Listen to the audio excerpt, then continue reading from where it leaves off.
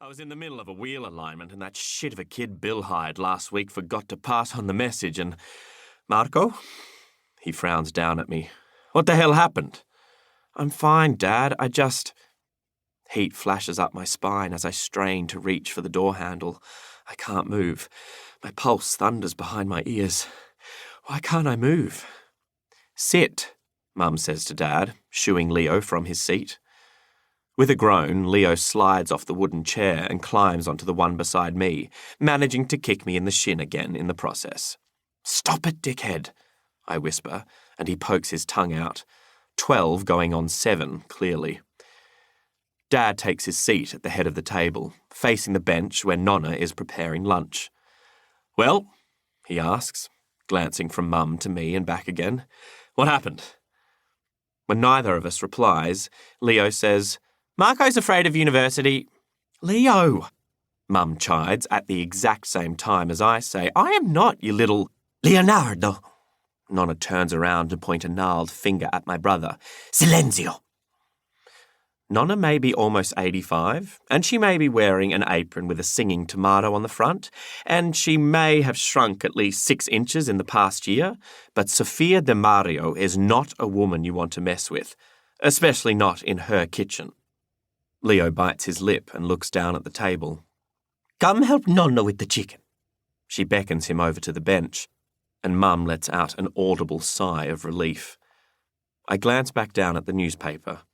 I unintentionally memorised the article when it was first printed. It was impossible not to. It was all anyone spoke about for weeks. It's just the principle of St. Peter's gloating about my results and claiming a disproportionate stake in my achievements, followed by a short paragraph from the Dean of Science at Melbourne University saying how excited she is to welcome me as an undergrad in the new year, plus a cringeworthy but painfully accurate quote from me that says, It's everything I've ever wanted. Why isn't Leo at school? Dad asked Mum, a hint of reproach in his voice. I was going to drop him off on my way to the train station with Marco, but then... She purses her lips and looks over at me, her eyes brimming with concern. I refuse to call it what everyone else is calling it, but I don't know how else to describe it. Thing. Mum jumps out of the driver's seat and skirts the bonnet. My chest cramps. I can't breathe. I can't... What kind of a thing?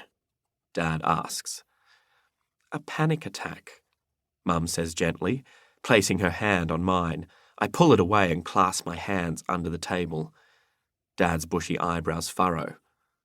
A panic attack? It was nothing, I say, desperate to minimise this conversation. I'm perfectly fine. My ribs are in a vice. I'm going to vomit. The driveway tilts again and I stumble into the car door. Dad's frown deepens. He's giving me the exact same look he gave me when my cousin and I simultaneously came out to our entire family in Nonna's backyard one Christmas. Concerned, caring, completely confused. Are you nervous about O-Week? He asks. About uni? Mum clicks her tongue. It's not nerves, Andrea.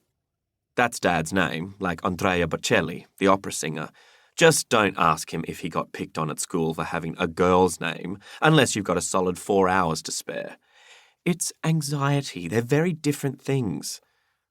Dad doesn't believe in anxiety. Everyone has worries, he always says. I don't know why people need to make such a big deal out of them.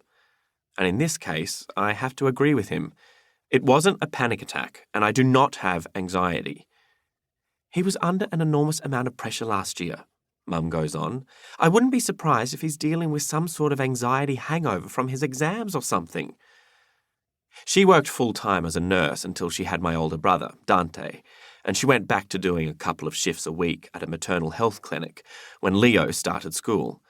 So she takes this kind of thing, her son being rushed to the hospital in an ambulance, pretty seriously. Or maybe, she says, shifting her gaze to me, the combined stress of always having to be the best at every single thing you've ever done has finally got the best of you. I roll my eyes and look away, watching Leo as he dangles a piece of raw chicken over a bowl of beaten egg.